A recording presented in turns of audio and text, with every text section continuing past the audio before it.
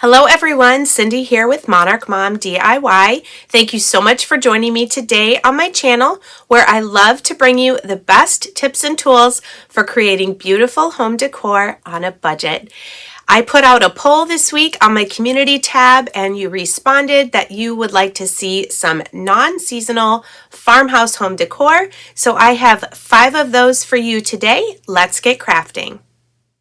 For today's first project, we are making a mason jar bless our home sign using 2 of these mason jar shaped signs from Dollar Tree, some ribbon, and a stencil from Magnolia Design Company.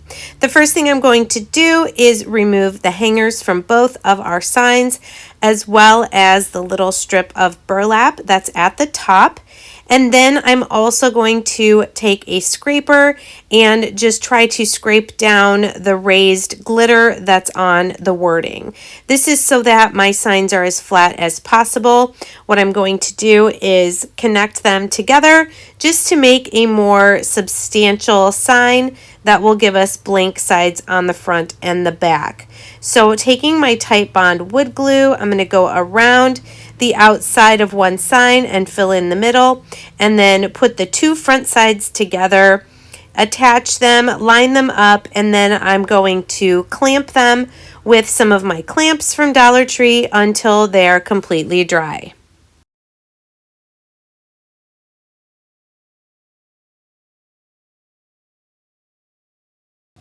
Once my sign is dry and I remove the clamps, I'm going to paint all over the front side with Truffle. I want this to kind of have a farmhouse neutral look, so we're going to use the brown, also some black and white. I did also go around the edges. I left that top portion where the lid of the jar would be blank because we're going to paint that with black. You can see I'm just going to use my pencil to kind of roughly outline where that jar lid would be, and then using my ink chalk paint, we're going to give that 1 coat of the paint to cover up the rest of our mason jar sign.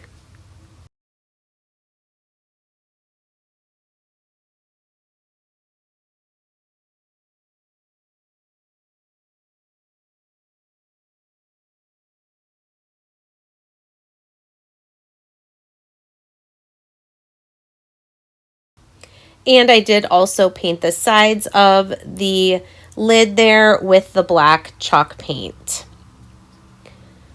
Then taking some more of the black and a chippy brush, I'm just going to distress that center brown part to make it look worn and not just so flat with just the one color.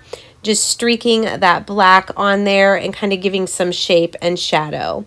Now my stencil's a little tall, so a lot of that brown is going to end up being covered up. I taped off how much space I needed in the center of the sign that I'm going to paint white now over that. You will be able to see a little bit of the brown and black coming through. I kind of liked that look.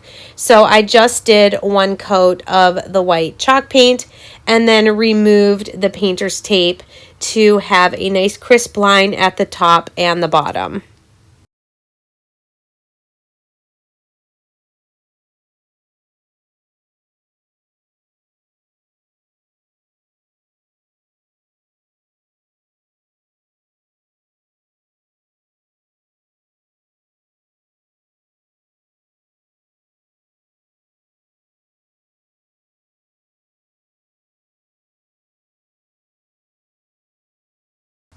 Once the white paint was dry as well, I did take my matte finish Mod Podge and I did a layer of it over the entire sign.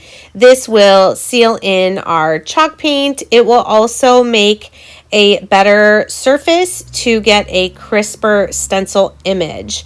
So let that dry, and then now coming to our stencil. This one's called Bless Our Home, and it does come in a sheet that has another stencil on it about the kitchen making memories, I believe. So I wrote the name on the back of the backing sheet, and now I'm just going to fuzz my stencil a couple of times to take a little bit of the stickiness off so that it doesn't stick too much to our mason jar sign. Lining it up there in the center where I want it on that white, I'm just going to press it down really well, make sure there's no air bubbles so that our chalk paste will just go where you see the mesh, where the words are. And using a squeegee, I'm just going to mostly use my black chalk paint, or chalk paste, sorry, and then those two little sets of leaves, I'm going to use our Magnolia green. This is very easy to apply. These are reusable stencils. Once I'm finished here, I will rinse off my stencil, rub it gently, and then let it dry. I'll be able to return it to the backing sheet and put it away to be able to use again in the future. So here's the Magnolia green. I'm using a smaller piece of squeegee because they are smaller and really close to the black there, so I want to try not to mix my colors. And then once I have those leaves covered, we will peel the stencil and reveal how nice and crisp this image turned out in really just a few minutes. Next, I did return the hanger to the sign on one side, and then I decided just to add a few beads to the hanger. This is a really simple and easy way to elevate the look of your projects, and some of these were from a garland that I bought at Walmart at Christmas time. I've just been taking some of the beads off and using them a little bit at a time. I will also say that I did spray my sign with a clear matte spray once my stenciled image was dry. Now taking some really thin jute twine from Dollar Tree, I'm hot gluing one end of it to the back here, and then I'm going to wrap it around, I didn't even count, a bunch of times till you like how it looks, and then attach the other side, and you can trim that off.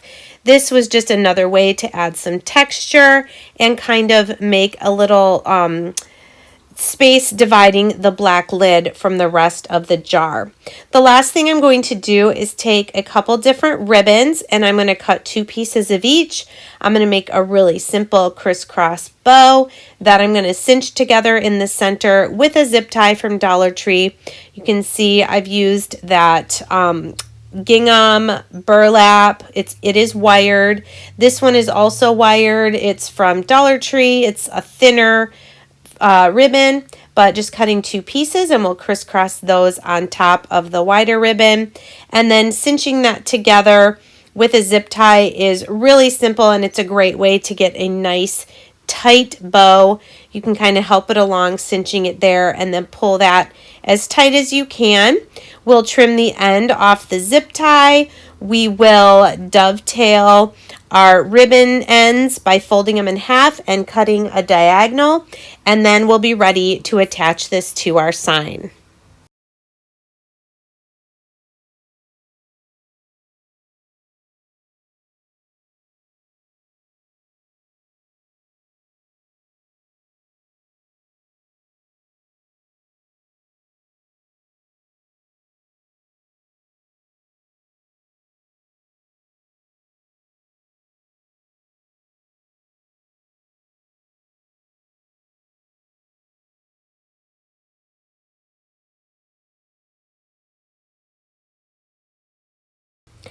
And now that we have the bow how we want it, I'm just putting a blob of hot glue, pressing that down until it dries a little bit, and then I did add a little white button to the center of the bow. And there is our finished product. I love this, and it really elevated the look of those 2 mason jar signs from Dollar Tree.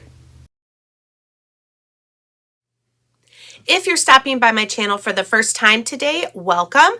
I sure hope you'll consider sticking around by hitting that subscribe button. If you are a returning viewer or subscriber, thank you so much for being here, and thank you for your support of my channel. I hope everyone will tap the bell and make sure your notifications are set to all so YouTube will let you know each time I upload new content. If you've watched my channel for very long at all, you know I love to use the Dollar Tree tumbling tower blocks to create with. And today I am back with another lantern.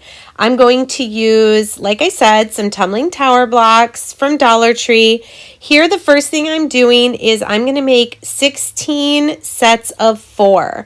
So that's what I'm doing, line them out, and the way I'm going to use them is I'm going to make squares. So using 4 lines here, I'm going to make 1 square, and I'm going to do this 4 times. So that's why I needed the 16 sets of 4. And here you'll see them. I've got them laid out, and then just using a little bit of the titebond wood glue. I use this level ruler thing that I got at Dollar Tree. It makes a really nice straight edge to be able to line up these blocks. So there's 1 set of 4 glued together, and I'm going to do that 16 times.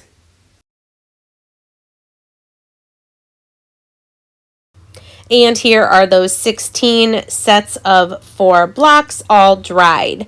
The next thing I'm going to do is I'm going to make 4 of these sticks that are thicker. So you can see I'm going to take 5 pairs. I'm gluing the 5 pairs together. And then once those are dry, I am going to glue them together like you see me kind of showing you right there. So I'm using 10 blocks, 5 pairs of 2, and then we'll end up making 4 sticks of these. These are going to be our vertical pieces for our lantern that will be at each of the corners to give the height to our lantern.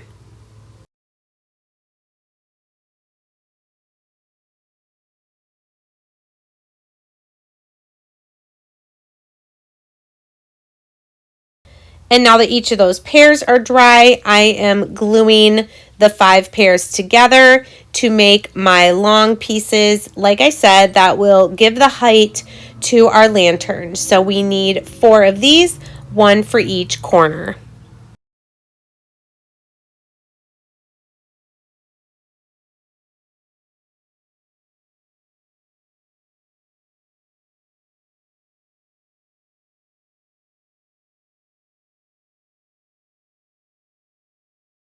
Now that all of our sticks are glued together, I am going to sand them lightly to remove any wood glue residue. So we have a nice flat surface that we're then going to paint and then glue our lantern together. Here's all my 16 little ones that are flatter, and once those are done being sanded, you'll see I'm going to take 4 of them and I'm going to glue them together in a square like this, kind of overlapping the corners and fitting them all together.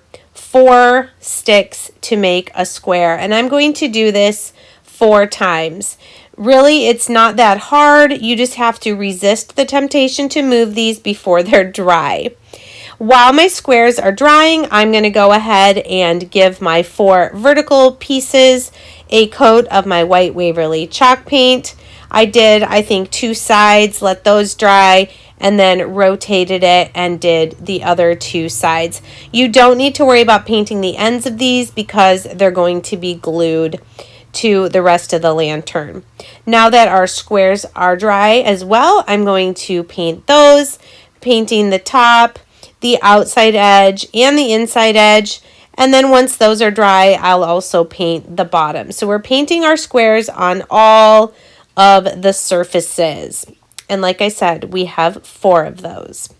Now here's one of my squares. The next thing I'm going to do is I'm going to add beads.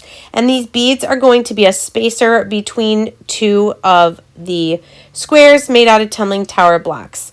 I figured it out, since I'm using 4 tumbling tower blocks on each side, I can fit 3 beads onto each tumbling tower block. So I'm going to use 12 beads on each side of my square, not counting the one that'll go at the very top there, because that'll be part of the 12 that go across the top, if that makes sense. So getting those perfectly lined up is why I'm using the tacky glue. You have a little bit more flexibility than if you were to use hot glue. that would not let you move it around. So here's the beads on all four sides of both or two of my squares. And then once those are dry, I'm going to put a line of tacky glue across the top of all of these beads. And then we're going to take our other two squares of tumbling tower blocks and glue those on top. We're kind of making a bead sandwich with the tumbling tower squares as the bread, I guess, is the only way I can describe it. So we're going to do that. So we'll end up with two of these. One will be the base of our lantern and the other one will be the top. So now that that's dry, I'm going to take my 4 vertical pieces and I'm going to wood glue those to this base. And then once those are dry, we'll glue the top sandwich onto the top of the lantern. So it's all really a patience game when you're making these kinds of projects, making sure you're allowing enough time for the wood glue to dry so that your piece will be secure and will stay together.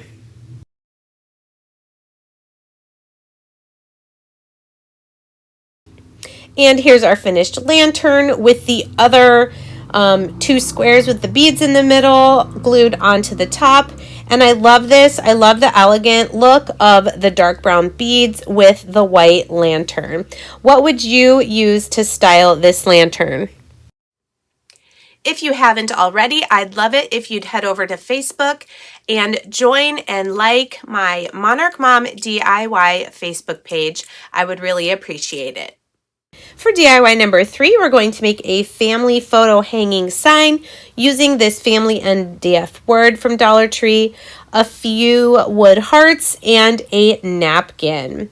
So this is a hanging sign from Dollar Tree. I removed the jute twine, and probably this painting of the word takes the longest of this entire project, only because of all the little nooks and crannies in between all the letters.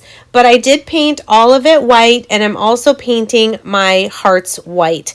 These were ones I got at a thrift store, and they were painted a weird green color, so no problem, just use some white paint to cover that up, even though it did take 2 coats. Once my word was all painted, I took some of my matte finish Mod Podge, and I am painting a good layer of this on the top of my word. We're trying a new technique for decoupage. We're going to let this Mod Podge dry, and then I'm going to try decoupaging with an iron using this method. It seems to be a little less messy, and I was also excited to try a new technique for removing the excess napkin, so stay tuned for that. My Mod Podge is completely dry. I am taking just the top layer of the napkin because that's going to be what will stick to our project. I'm turning it because even though those bunnies are super cute, I just want the yellow with white polka dots.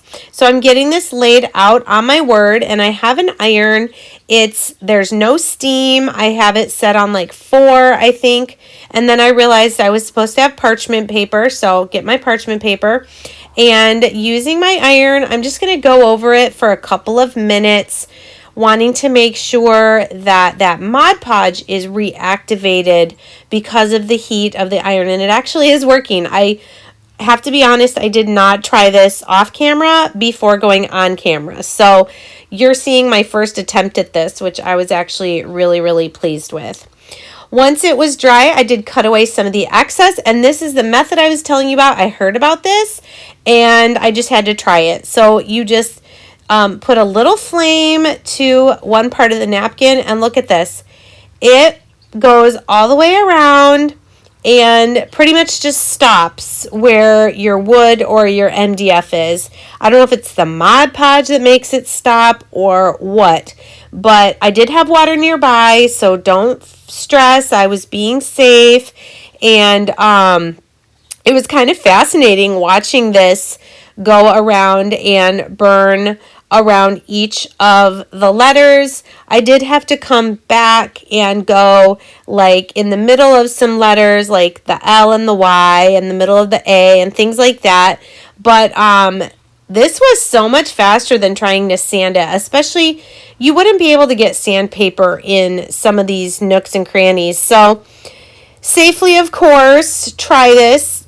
Make sure you have water nearby in case any of your flame gets out of control, but really it was really easy to do, and I was happy that I tried it out. So be safe, and let me know if you try this method of, first of all, Mod Podging with the iron, and then also if you try this, I don't know what you'd call it, the lighter method, the burning method, to remove the excess paper. I did use my little sander just to kind of get a little of the charred pieces off, but really didn't have to do too much. I did go over it one more time with Mod Podge. Probably should have just sprayed it. It did pill my napkin just a little bit, but just gave it some texture. I didn't mind. Then while that's drying, I used my sander to go around my 3 little hearts. These already had holes in them, and I'm going to make sure that hole is all the way through, and I'm going to put little pictures of each of my 3 kiddos to hang from these hearts. The pictures were a little thick, so I decided to use tacky glue and just kind of spread it out with my finger and then pressed those down to the heart. You'll notice that they do stick off or hang off the heart a little bit at the bottom, but we will take care of that once they are dry. So getting all 3 of those pictures glued on, and then once they're dry, just took my fingertip knife and flipping over the heart, just cut the excess little triangles there of the pictures. And I would have liked to use slightly larger hearts, but this is what I had on hand, so this is what I used. Now I'm going to make 3 little marks with my Sharpie of where I'm going to screw in a little eye screw so that I can then hang my hooks. These I got off Amazon. They are linked in my Amazon storefront if you're interested, as well as the little S hooks that you'll see in a minute.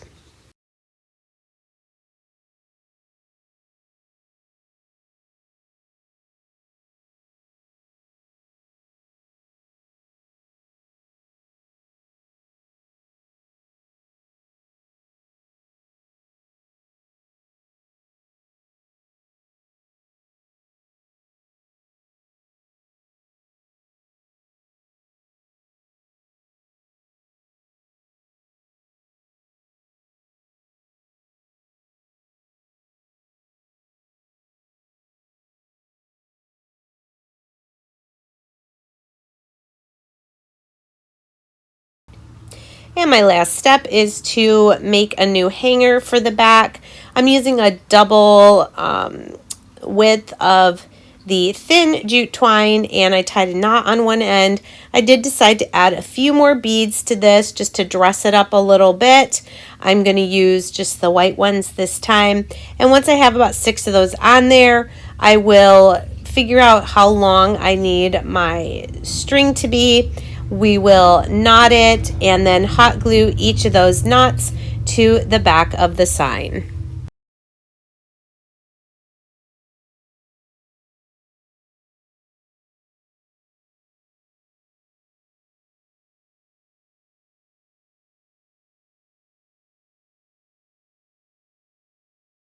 And here's the finished product. I love how this turned out. I plan on taking it to work and hanging it by my desk.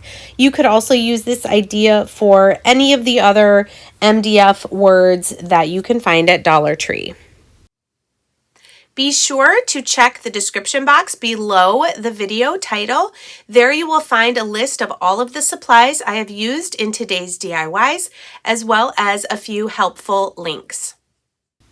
For DIY number 4, I'm going to be repurposing a picture frame I found at a thrift store and turning it into a versatile decor piece using this wooden crate and some of this gutter guard from the home improvement store.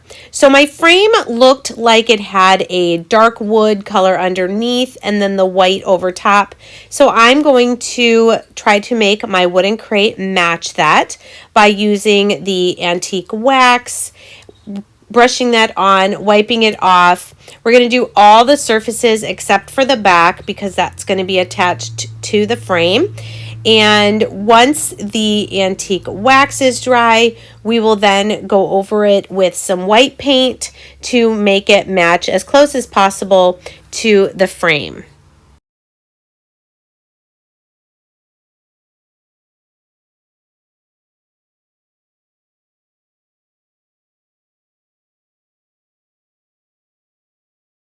So while our antique wax is drying on our crate, you can see this, like I said, looks like it has the dark brown underneath and a very dirty white or off-white, I don't know. So I decided to brighten this up a little bit just by taking some white chalk paint and dry brushing it over with this chippy brush. I'm not worrying about covering everything completely.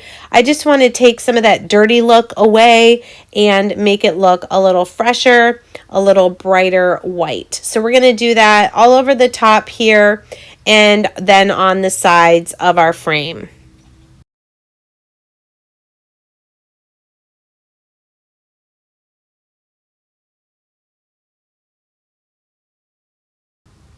I love this gutter guard from the home improvement store. It has the look of chicken wire, but is so much easier to work with. You can cut it with just normal scissors.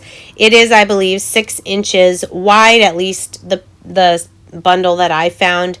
I did try to roll it the opposite direction to try to get it as flat as possible and then set that aside. Now coming back to our crate, like I said, I'm going to use the white chalk paint and dry brush it, pretty good coverage over the antique wax to try to make the look match the look of the picture frame.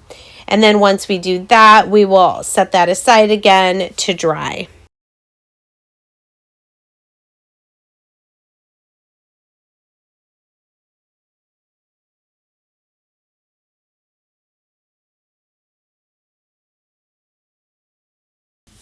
Now coming back to our frame, we're going to flip it over to the back and we're going to use this gutter guard. We're going to hot glue it to the back here to look like chicken wire.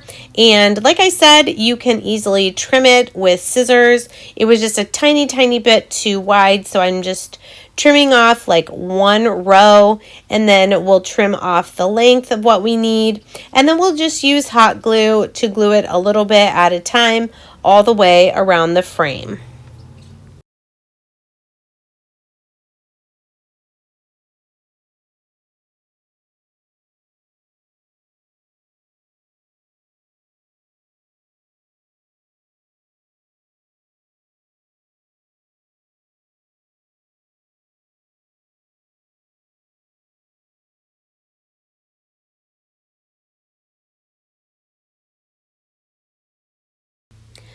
Now that our crate is dry, we'll get it ready to attach to our frame. I'm going to hot glue a piece of floral foam into the crate and then put some more glue on top of that. We will cover up that floral foam with some floral moss. I just used the one I had on hand. Dollar Tree has different varieties available at different times. This chunk that I had left here was the perfect amount to fill in and cover up that floral foam. Now that our box is ready, we're going to use hot glue again around the back edge there and a little bit on the bottom. This crate is going to sit inside the edge of the frame there, and then also we will flip it over and put some more hot glue on the back. But I did go around the edges there where the crate meets up with the frame on the top as well.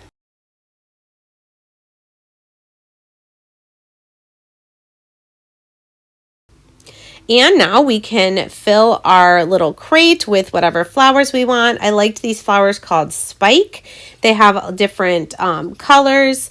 This had some yellow and orange and also some pink and purple. So I'm just cutting these and just sticking in the individual pieces.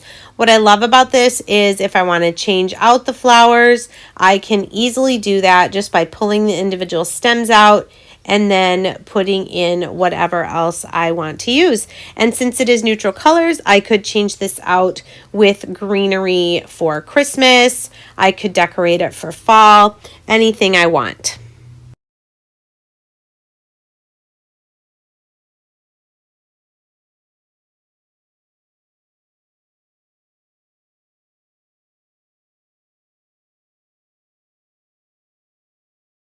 And here's our finished project. I just love this and love the versatility of it.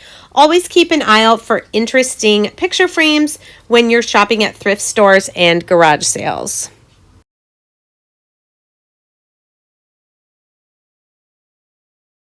And our final DIY for this video is very simple. We're going to use a couple more stencils for Magnolia and this pair of tags that you can get at Dollar Tree. It's like a whiteboard surface on one side and then the plain MDF on the back. So I'm actually going to just leave the white sides plain and put that as the back.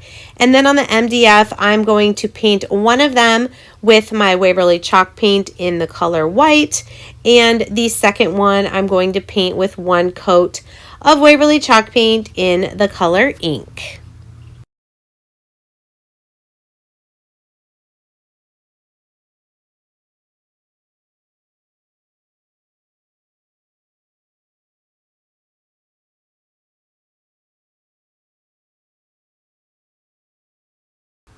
And once those were dry, I did sand them just a little bit to give some distressing and also to expose the MDF or wood color around the edges.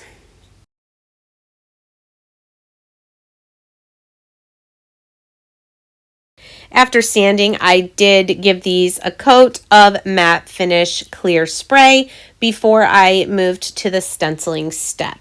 Now these are bookstack words. They have love grows here and also the word lives. So I'm going to line these up to the right side of my white tag, and I'm just going to swipe across with my squeegee and some coal black chalk paste to get these words transferred onto the tag. Again, these are super easy to use, and even here where I kind of overlapped this next stencil on top of the word I just stenciled, there was nothing happened to the word here. It was just fine, and I got these all spaced out and lined up how I wanted them.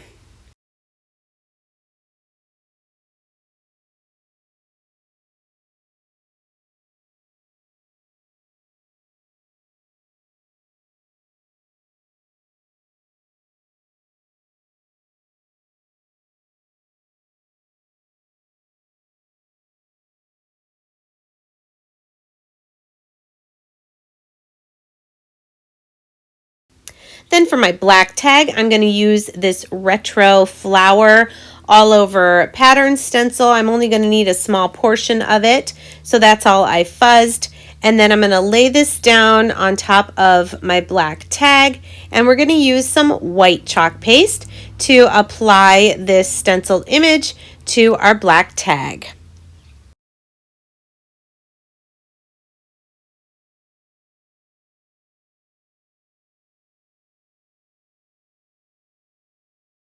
Once our tags were dry, I did apply another spray coat of matte finish clear spray just to make our signs permanent. Otherwise, the chalk paste could be removed with water. So now that they're permanent, we'll add a string back on here so we can hang our tags, and I am going to glue them together slightly overlapping so that you can always see both of these super cute tags. Just a little bit of glue there underneath, then we'll tie a knot in our string and our project will be done.